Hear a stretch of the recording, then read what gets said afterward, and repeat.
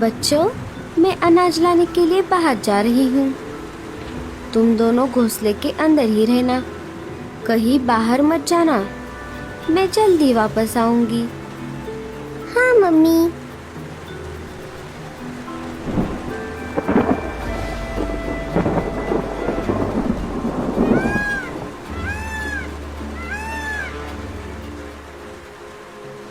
थोड़ी दूर आने पर लाडो को एक शिकारी चील शिकार की तलाश में घूमता हुआ दिखाई देता है। अरे बाप रे, ये तो मेरी ही तरफ आ रहा है। मुझे कहीं पर छुपना होगा। लाडो पास वाले एक बड़े से पेड़ के पत्ते के पीछे छुप जाती है। वहाँ पर पहले से ही कालू कौवा और मीनू मौसी छुपे हुए थे। अरे कालू भैया और मीनू मौसी, आप यहाँ पर कैसे? अरे पागल, जरा धीरे बोल। एक शिकारी चील शिकार के तलाश में आसपास ही भटक रहा है। हाँ, इसीलिए हम यहाँ पर छुपे बैठे हैं। शिकारी चील वहाँ से चला जाता है। लाडो, कालू और मीनू मौसी वहाँ से बाहर आ जाते हैं। अरे लाडो, तुम अकेली बाहर क्या कर रही हो? क्या तुम्हें नहीं पता शिकारी चील बच्चों को मारकर खा रहा है? हाँ कालू भैया, मुझे पता है, लेकिन मैं क्या करूँ? घर का सारा अनाज तो खत्म हो गया है। बच्चे भी बहुत भूखे हैं, इसीलिए मुझे इस तेज बारिश में बाहर आना पड़ा। हम दोनों भी अनाज लाने के लिए बाहर आए थे। कालू पश्चिम की तरफ और मैं पूरब की तरफ गई थी। मुझे थोड़ा अनाज मिल गया, लेकिन कालू को नहीं मिला। क्या तुम्हें अनाज मिल गया लाडो? नहीं मीनू मौसी, मैं अभी अभी तो बाहर आई हूँ। मुझे अभी अनाज ढूंढने के लिए जाना है।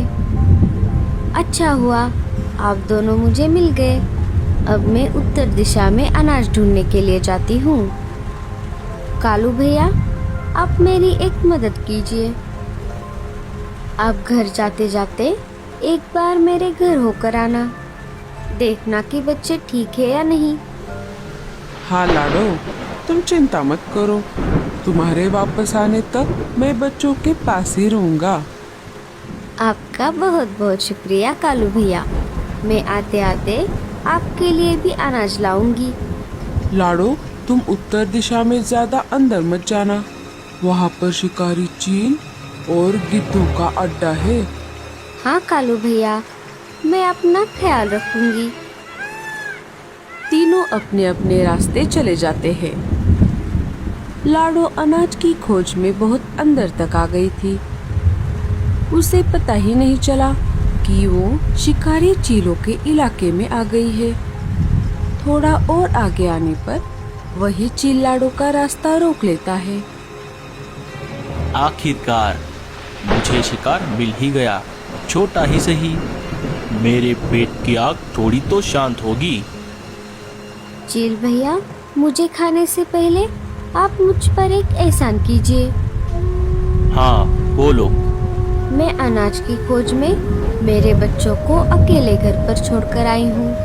वो बहुत भूखे हैं। एक बार ये अनाज मुझे मेरे बच्चों को खिलाने दीजिए। मैं वादा करती हूँ, मैं वापस जरूर आऊंगी। आप ऊंचे पहाड़ी पर मेरा इंतजार करना। मैं जाकर आती हूँ। चील को लाडो पर दया आ जाती है। चील लाडो की बातों में आ जाता है। अच्छा ठीक है, बच्चों के खातिर मैं तुम्हें जाने दे रहा हूँ, लेकिन याद रखना, अगर तुम वापस नहीं आई तो मैं तुम्हें कैसे भी करके ढूंढ लूंगा और तुम्हारे साथ साथ तुम्हारे बच्चों को भी खा जाऊंगा। मैं जरूर वापस आऊंगी। थोड़ा अनाज अपने साथ लेकर लाडो अपने घर की तरफ निकल पड़ती है। थोड़ी दूर आने पर एक शिकारी गिद्ध लाडो का रास्ता रोक लेता है। लगता है इस इलाके में तुम गलती से आ गई हो। कोई बात नहीं, अच्छा हुआ आज मेरे मालिक को बहुत दिनों बाद एक चिड़िया खाने को मिलेगी। अरे, आपने थोड़ी देर कर दी। अगर थोड़ी देर पहले आप मुझे पकड़ लेते तो मैं आपके मालिक को मुझे खाने देती। तुम कहना क्या चाहती हो? थोड़ी देर पहले ही एक दूसरे चील ने मुझे खाने के लिए रिजर्वेशन करके रखा है। वो बहुत डरावना और बहुत भयानक है। मैं मेरे बच्चों को खाना खिलाकर वापस उसके पास जाने वाली हूँ। वो मेरा ऊंची पहाड़ी पर इंतजार कर रहा है। मेरे मालिक से ज्यादा डरावना और ताकतवर शिकारी और कोई नहीं हो सकता। अगर ऐसा है तो अपने मालिक से जाकर कह दो। पहले जाकर उस चील के साथ दो दो हाथ करे। उसे हराने के बाद वो मुझे खा सकते हैं। मैं अभी मेरे मालिक को ये बात बता कर आता हूँ। लाडो गिद्ध को भी अपने बातों में फंसा लेती है। गिद्ध वहाँ से चला जाता है। लाडो भी अपने घर की तरफ निकल पड़ती है। इधर कालू अपने घर आ गया था और लाडो के बच्चों की तरफ जाने ही वाला था कि तभी कहाँ जा रही है सवारी? आए नहीं कि फिर से जाने लगे। लाडो अपने बच्चों को अकेला घर पर छोड़कर बाहर अनाज लाने के लिए गई है। वो वापस आने तक मैं बच्चों के साथ ही रहूंगा, ऐसा मैंने लाडो को कहा था। मैं वहीं जा रहा हूँ। बड़े आए जाने वाले। आपने क्या दूसरों के बच्चे संभालने का ठेका लिया है? चुपचाप घर में बैठो, कहीं पर जाने की कोई जरूरत नहीं है। भैया, माँ कब आएगी? मोनू, डरो मत, माँ आती ही होगी। भैया, मुझे बहुत भूख लगी है। बारिश बहुत ज्यादा तेज थी। तभी लाडो के घोंसले में पानी जमा होने लगता है। मोनू, हमें जल्दी से बाहर जाना होगा, नहीं तो हम पानी में डूब जाएंगे। दोनों वहाँ से निकलकर मीनू मौसी के घर आ जाते हैं।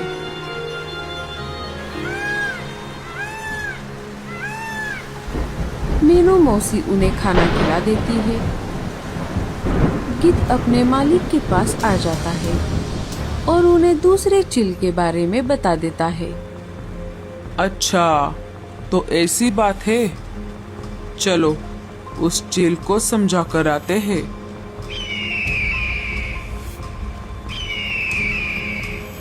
अरे, तुम दोनों कौन हो? क्यों रे चील के बच्चे, खुद को बड़ा ताकतवर समझता है? जरा देखे तो तुझ में कितना दम है।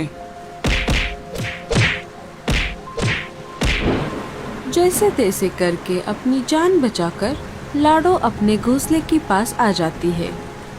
घोंसले में जमा हुआ पानी देखकर लाडो बहुत डर जाती है। बच्चे भी घोंसले में नहीं थे। लाडो चिड़िया रोने लगती है। तभी वहाँ पर मीनू मौसी आ जाती है। अरे लाडो, क्या हुआ? तुम रो क्यों रही हो?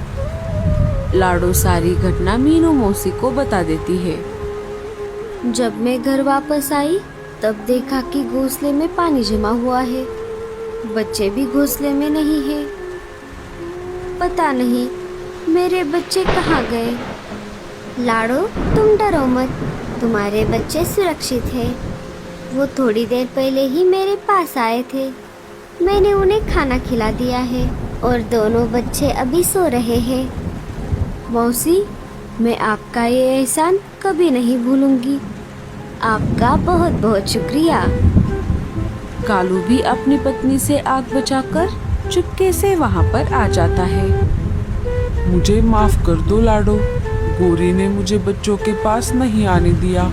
लाडो कालू को भी सारी घटना बता देती है।